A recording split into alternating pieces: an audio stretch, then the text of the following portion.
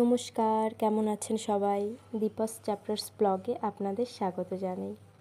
Finally 9 মাসে অপেক্ষার পরে আজকের সেই দিনটি চলে এসেছে। এখন ঠাকুর নমস্কার করে বেরোনোর পালা। আর আজকে বৃহস্পতিবার বলে বেশিরভাগ কাজ রাতেই সেরে ফেলেছিলাম।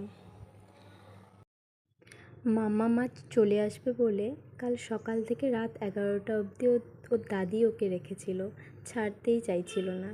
আর বারবার একই কথাই বলছিল, বিট্টু তাড়াতাড়ি চলে এসো, ঘর একদম সুনা সুনা লাগবে। আর মাম্মির যেসব বন্ধুরা আছে ওনাদেরও মাম্মি নাকি একই কথা বলেছে, ঘরে একদম মন বসবে না, 2 মাস যে কী করে কাটবে। তাই কালকে রাতে যখন রান্নাবান্না কমপ্লিট করে বাইরে একটু ঠান্ডা হাওয়া শরীরে লাগাতে গিয়েছিলাম, ওনারাও দেখে একই কথা বলছিল।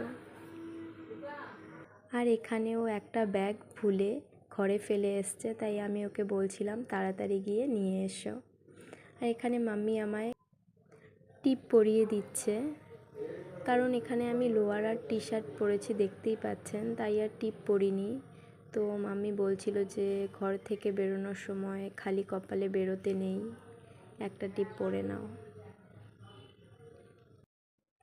আর আমাদের বাড়ির পাশে যে স্টেশনটি রয়েছে 4 কিলোমিটার দূরে, ওখানে রেনোভেটের কাজ চলছে, তাই এখন আমাদের যেতে হবে 20 কিলোমিটার দূরে ইন্দোর স্টেশনে।